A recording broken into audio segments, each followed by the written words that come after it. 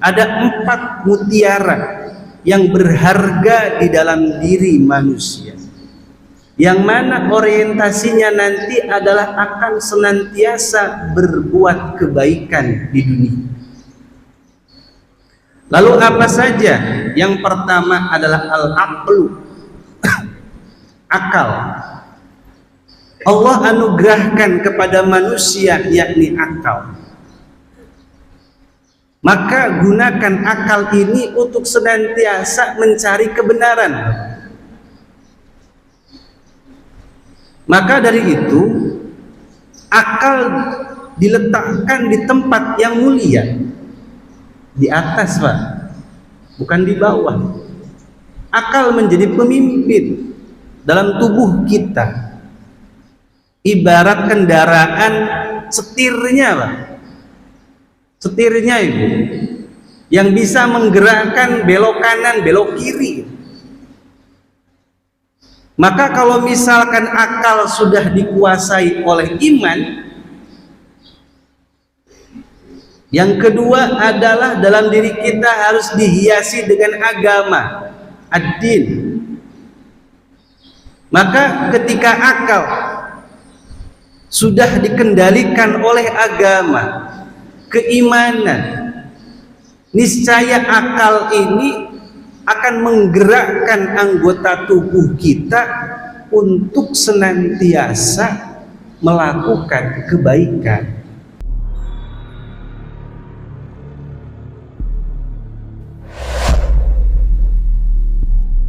Bismillahirrahmanirrahim. Assalamualaikum warahmatullahi wabarakatuh. Bismillah, alhamdulillah, wassalatu wassalamu ala rasulillah wa ala alihi wa sahbihi wa man tabi'a sunnatahu wa jama'atah min yaumina hadza ila yaumil ba'tsi wan nahdah. Allahumma salli ala sayyidina Muhammad wa ala ali sayyidina Muhammad. Qala rabbi shrah li sadri wa yassir li amri wahlul 'uqdatam min lisani yafqahu qawli. Ya Fattahu ya Alim, ya Fattahu ya Alim, ya Fattahu ya Alim, iftah lana futuhal arifin. Qala Allah Ta'ala fil Qur'anil Karim, a'udzu billahi minasy syaithanir rajim. Bismillahirrahmanirrahim. Man 'amila salihan min zakarin aw untha wa huwa mu'minun falanuhyiyannahu hayatan tayyibah wa lanajziyannahum ajrahum bi ahsani ma kanu ya'malun. Shadaqallahul azim. Wa qala Rasulullah sallallahu alaihi wasallam, unzuru ila man asfala minkum wala tanzuru ila man huwa fawqakum fahuwa ajdar alla tazdaru ni'matallahi alaikum aw kama qala. Alhamdulillah, puji syukur kita panjatkan kehadirat Allah Subhanahu wa ta'ala atas limpahan rahmat, karunia-Nya, ridho-Nya, serta taufiknya, sehingga kita masih diberikan kesempatan di dalam melaksanakan kewajiban kita sebagai hamba Allah Subhanahu wa ta'ala, yakni melaksanakan perintah Allah. Di antara melaksanakan perintah Allah adalah sholat 5 waktu, berpuasa di bulan suci Ramadan, dan thalabul ilmi dan lain sebagainya. Kita diberikan kekuatan oleh Allah Subhanahu wa taala. Tentu sebagai seorang hamba kita harus patuh tunduk kepada perintah Allah Subhanahu wa taala. Sholawat beserta salam semoga tetap tercurah limpahkan kepada junjungan kita, yakni Habibana wa Nabiyana Muhammad sallallahu alaihi wasallam, dengan mengucapkan Allahumma sholli ala sayyidina Muhammad wa ala ali sayyidina Muhammad. Semoga dengan sholawat yang senantiasa kita lantunkan, dengan sholawat yang senantiasa kita dawamkan, dengan sholawat yang senantiasa kita amalkan setiap hari, mudah-mudahan kita mendapatkan rahmat dari Allah Subhanahu wa taala di dunia ini dan mendapatkan syafaat di akhirat nanti. Allahumma amin. Para bapak ibu yang dirahmati Allah Subhanahu wa taala, melanjutkan kajian minggu kemarin bahwasannya tentu di dalam kehidupan yang kita jalani di dunia ini terdiri dari beberapa pilihan-pilihan. Ada kalanya baik, ada kalanya buruk, ada kalanya taat, ada kalanya maksiat.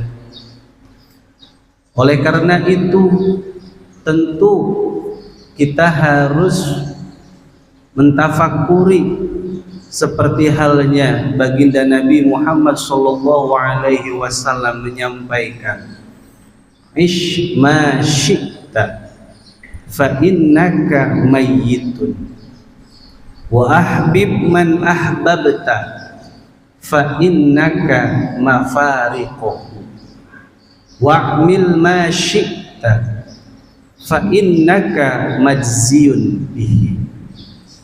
Setelah dalam proses membersihkan hati, belajar memperbaikan hati, menata diri, tentunya kita merealisasikan di dalam kehidupan. Oleh karena itu, isma syi'ta fa innaka mayyitun.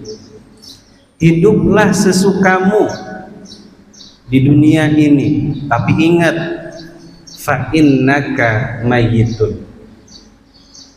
Sesungguhnya kalian kita semua akan meninggalkan dunia ini. Tentu karena kita akan meninggalkan dunia, kita ketahui bahwa ad-dunya darul amal. Dunia adalah tempat beramal. Wal akhirah darul jaza. Sedangkan di akhirat adalah tempat pembalasan. Oleh karena itu, lalu bagaimana pertanyaannya supaya kita bisa melakukan amal soleh di dunia ini? Maka Allah menganugerahkan ke dalam diri kita, diantaranya adalah arba'un jawahir fi jismin bani Adam. Ada 4 mutiara yang berharga di dalam diri manusia, yang mana orientasinya nanti adalah akan senantiasa berbuat kebaikan di dunia. Lalu apa saja? Yang pertama adalah al-aqlu, akal. Allah anugerahkan kepada manusia yakni akal. Maka gunakan akal ini untuk senantiasa mencari kebenaran. Maka dari itu, akal diletakkan di tempat yang mulia, di atas, Pak, bukan di bawah. Akal menjadi pemimpin dalam tubuh kita. ibarat kendaraan setirnya, Pak. Setirnya itu yang bisa menggerakkan belok kanan, belok kiri. Maka kalau misalkan akal sudah dikuasai oleh iman, yang kedua adalah dalam diri kita harus dihiasi dengan agama, ad-din. Maka ketika akal sudah dikendalikan oleh agama, keimanan, niscaya akal ini akan menggerakkan anggota tubuh kita untuk senantiasa melakukan kebaikan. Maka syariat atau tuntunan, petunjuk, yakni Al-Quran, agama Islam, harus menjadi pedoman, aturan, menjadi petunjuk di dalam menjalani kehidupan ini. Seandainya itu mobil kendaraan digunakan bagi orang yang tidak memiliki kesadaran, maka niscaya itu kendaraan akan digunakan untuk hal yang tidak baik. Sama, jiwa kita kalau tidak dihiasi dengan agama, tidak dipupuk dengan agama, maka semrawut, Pak. Tidak ada aturan, bebas, Pak. Padahal Allah memberikan aturan hidup di dunia ini. Oleh karena Allah memberikan aturan, kewajiban kita adalah mempelajari dengan sebaik-baiknya dan mengamalkan dengan sebaik-baiknya. Lalu yang ketiga adalah hiasi dengan sifat al-haya, malu. Ibarat kendaraan itu ada bodinya, Pak. Jadi kalau misalkan nggak ada bodinya itu kendaraan, mungkin kayak kurang pantas, Pak, ya. Sama, jiwa kita harus dihiasi dengan rasa malu. Maka perbedaannya manusia dengan hewan yang lainnya, manusia diberikan rasa malu sehingga dihiasi. Zohir kita tuh dihiasi dengan pakaian yang rapi, dengan pakaian yang suci, sehingga orang melihat tuh pantas, subhanallah, indah. Ketika kita membungkus diri kita dengan tuntunan syariat, tuntunan agama, tidak lepas dari aturan-aturan Islam. Yang keempat adalah amalus soleh. Orang bisa berbuat amalus soleh manakala tadi bisa mengendalikan akalnya, tidak jauh dari perintah Allah Subhanahu wa ta'ala, dan menghiasi dirinya dengan sifat malu. Maka esensi di dalam menjalankan kehidupan ini adalah amalus soleh. Nah, kita meyakini bahwa isma syi'ta fa innaka mayyitun, hiduplah sesukamu, tapi ingat sesungguhnya kamu di dunia akan meninggal. Maka Allah berfirman, kullu nafsin za'iqatul maut. Setiap yang bernyawa, manusia bernyawa, hewan, malaikat, iblis, kullu nafsin za'iqatul maut, semuanya akan mati. Lalu ketika sudah meninggal dunia, tidak ada lagi kita kesempatan untuk beramal. Dan sesuatu yang kita amalkan di dunia, sesuatu yang kita cari di dunia, tidak ada manfaatnya ketika tidak dibungkus dengan ibadah iman kepada Allah Subhanahu wa taala.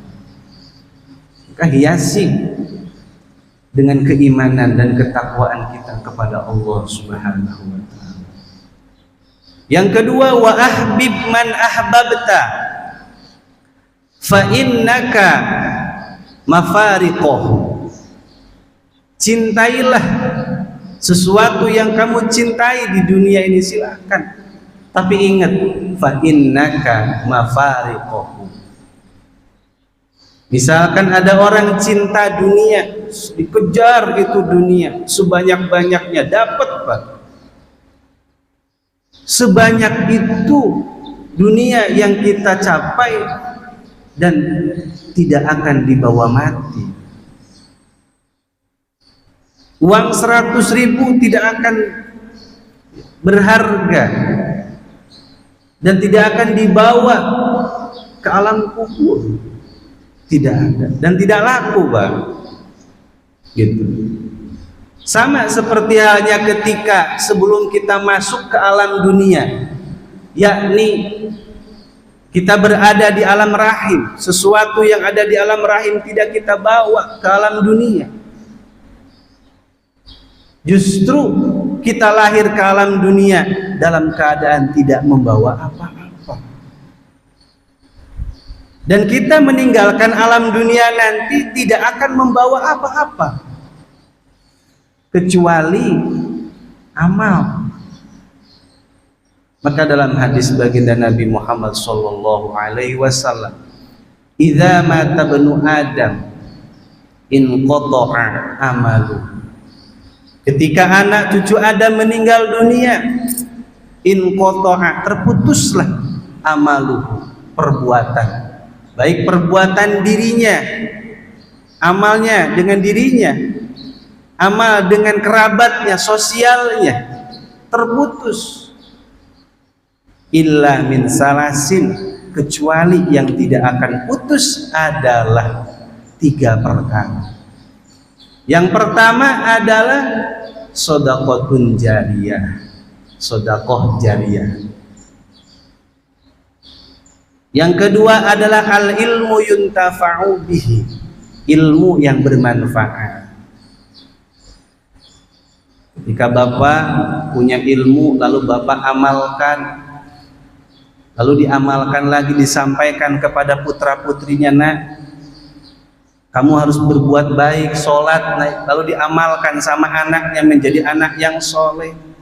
Sebab jadi anak yang soleh inilah orang tuanya mendapatkan pahala, mengalir. Dan yang ketiga adalah waladun sholih yad'ulah, anak yang solih yang mau mendoakan. Maka ajari putra putri kita untuk senantiasa koneksi dengan ilmu agama, koneksi dengan keimanan, koneksi dekat dengan majelis-majelis ilmu. Supaya apa? Supaya anak putra putri kita senantiasa mendoakan kita sebagai orang tuanya. Ketika kita masih hidup, anak kita masih hidup, maka didiklah putra putri kita untuk senantiasa berbakti kepada orang tua, untuk senantiasa beramal baik kepada siapapun juga, karena ini adalah investasi. Manakala kita sudah meninggal dunia, ada yang mendoakan kita. Makanya dalam rukun khutbah itu ada yang selalu disebutkan, diucapkan, Allahumma gfir lil mu'minin wal mu'minat al ahya'i minhum wal amwat. Selalu diucapkan di dalam khutbah Jumat. Allah Subhanahu wa ta'ala bahwasanya di dalam Al-Quran tadi disebutkan, man amila salihan min zakarin au unsa wa huwa mu'minun falanuhyiyannahu hayatan tayyibah walanajziyannahum ajrahum bi ahsani ma kanu ya'malun. Barang siapa yang berbuat baik, berbuat amal soleh, baik laki-laki maupun perempuan, dan mereka beriman, wa huwa mu'minun falanuhyiyannahu hayatan thayyibah. Orang yang berbuat soleh tersebut yakni akan diberikan kehidupan yang baik di dunia maupun di akhirat. Artinya baik hasanatun thayyibah, hayatun thayyibah, banyak bentuknya, Pak. Ada kalanya Allah berikan kecukupan selama hidup di dunianya, cukup mau beli apa-apa tuh cukup, dimudahkan. Itu bagian daripada hayatun thayyibah. Ada juga diberikan kebahagiaan orang tersebut beribadahnya itu nikmat, betul Pak.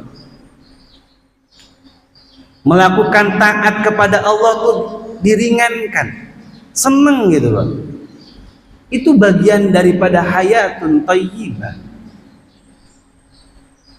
Kadang ada juga melihat anak-anak kita nurut patuh kepada orang tuanya, disuruh ngaji, alhamdulillah nggak nolak gitu. Nah ngaji nak, iya Pak, alhamdulillah ngaji. Bukan sebaliknya, nak ngaji malah yang dibalikan malah apa? Misalkan malah bentak-bentak anaknya, nggak mau ngaji. Untung anak kita misalkan diberikan ketika diarahkan untuk menjadi baik, nerima dan mau, iya Pak. Itu juga bagian daripada hayatun thayyibah. Dan lain sebagainya banyak. Maka buah dari amalus soleh, falanuhyiyannahu hayatan thayyibah. Allah akan memberikan kehidupan yang bahagia. Tinggal kebahagiaan ini relatif, tergantung kita mau mensyukuri apa yang kita terima saat ini atau kufur sebaliknya. Kadang kebanyakan manusia bahagia itu distatuskan dengan materi saja Pak. Nah ini salah. Kalau misalkan menganggap bahwa kebahagiaan itu tolak ukurnya adalah materi atau uang, tidak sedikit orang yang banyak duitnya, penyakitnya pun macam-macam Pak. Gitu. Tidak sedikit orang yang banyak hartanya melimpah, tidak setenang orang yang biasa-biasa aja ngopi, kapan saja mau ketemu dengan orang teman-temannya dalam keadaan tenang. Ya. Maka tolak ukurnya adalah bukan dengan materi kebahagiaan, tapi bagaimana cara bersyukur kita kepada Allah Subhanahu wa Ta'ala. Sehat jasmani rohani,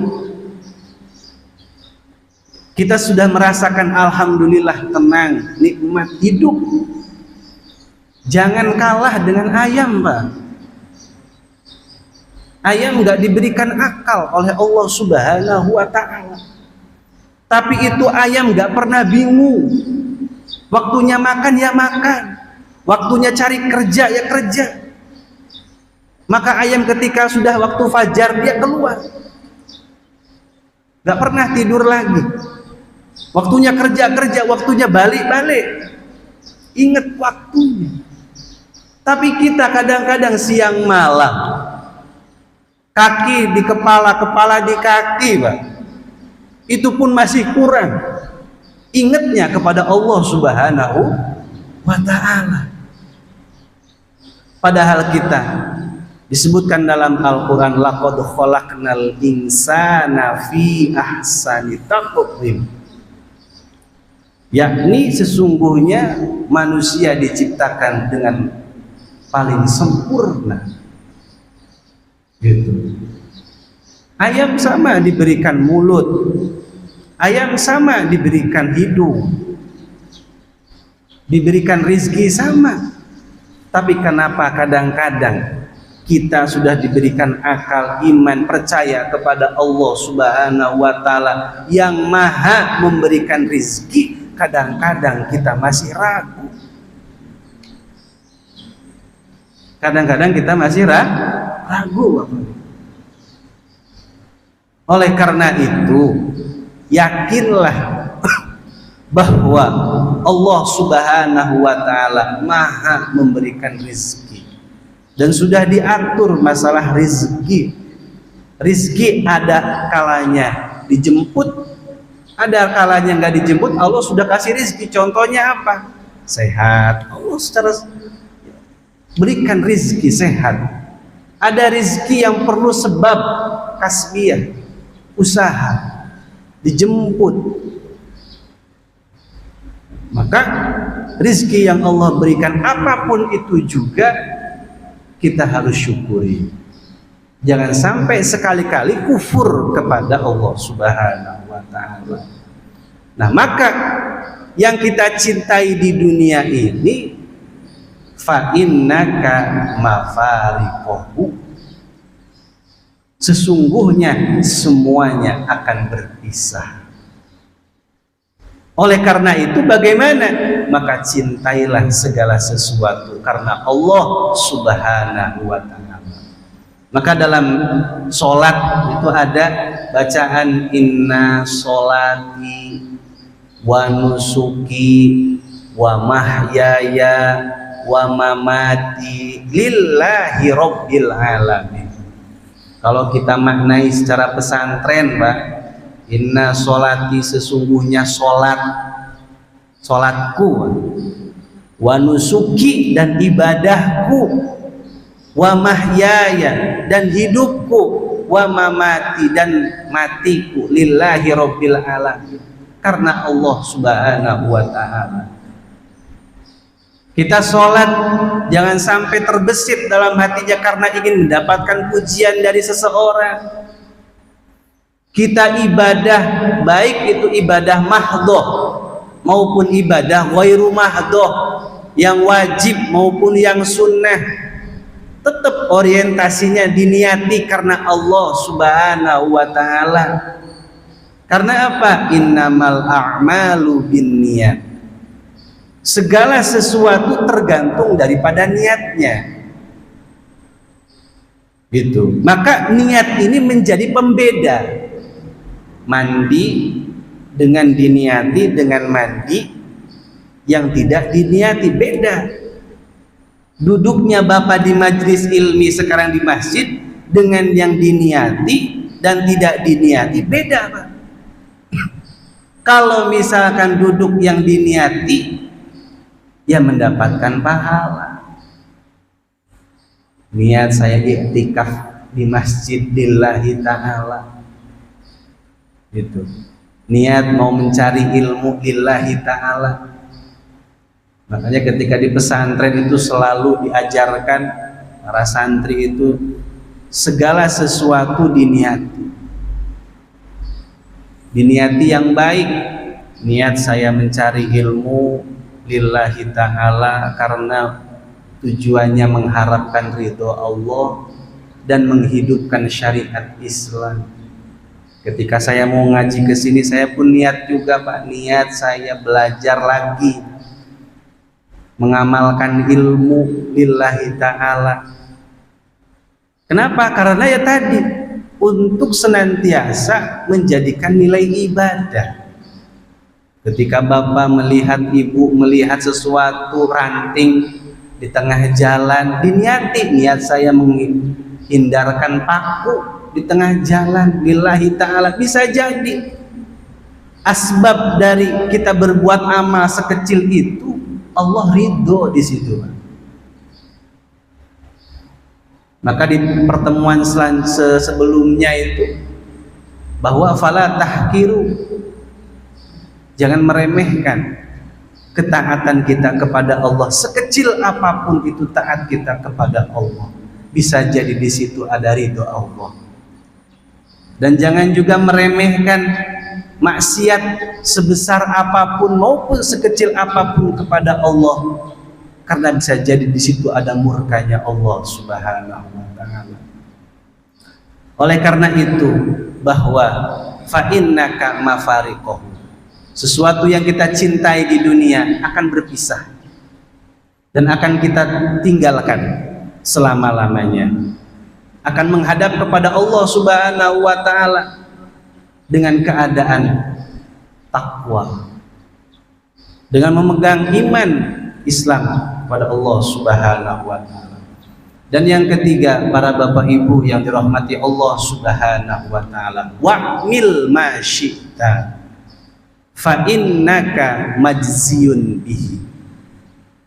Berbuatlah semaumu, sekehendakmu, beramallah sekehendakmu, tapi ingat, fa innaka majziyun bihi, sesungguhnya amal yang kita perbuat di dunia ini akan ada balasan.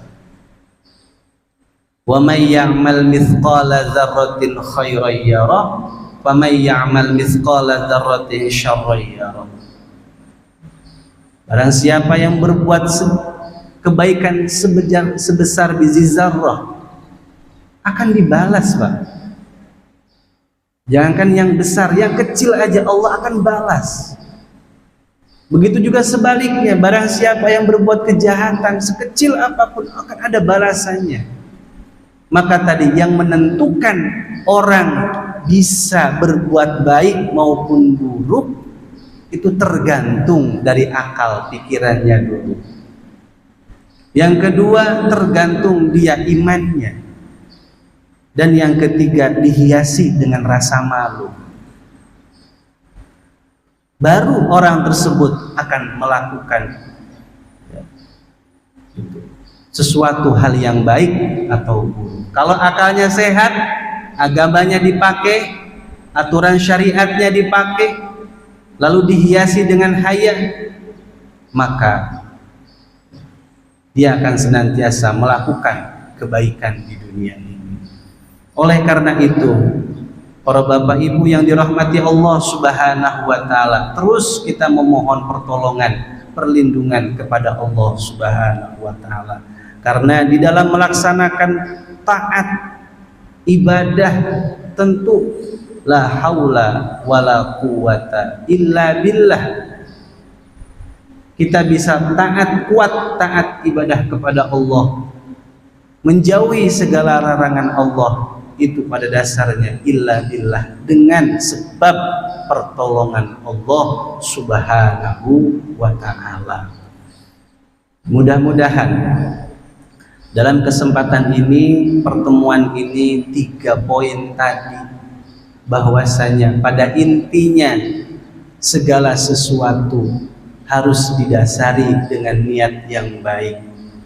Segala sesuatu harus dipikirkan, orientasinya hanya sampai di dunia sajakah atau orientasinya sampai akhirat. Kalau orientasinya kita sampai akhirat, maka niatlah karena Allah Subhanahu wa ta'ala. Oleh karena itu bukan berarti kita tidak mau berusaha di dunia ini. Usahalah.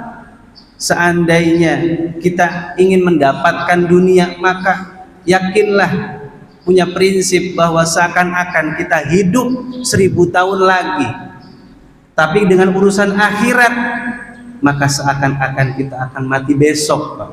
Artinya ada persiapan yang harus kita lakukan, yang harus kita bawa bekal di akhirat nanti, dan mempunyai amal yang sebanyak-banyaknya. Mudah-mudahan bermanfaat. Usikum wa nafsi bitaqwallah, wallahul muwaffiq ila aqwamit thoriq. Wassalamualaikum warahmatullahi wabarakatuh.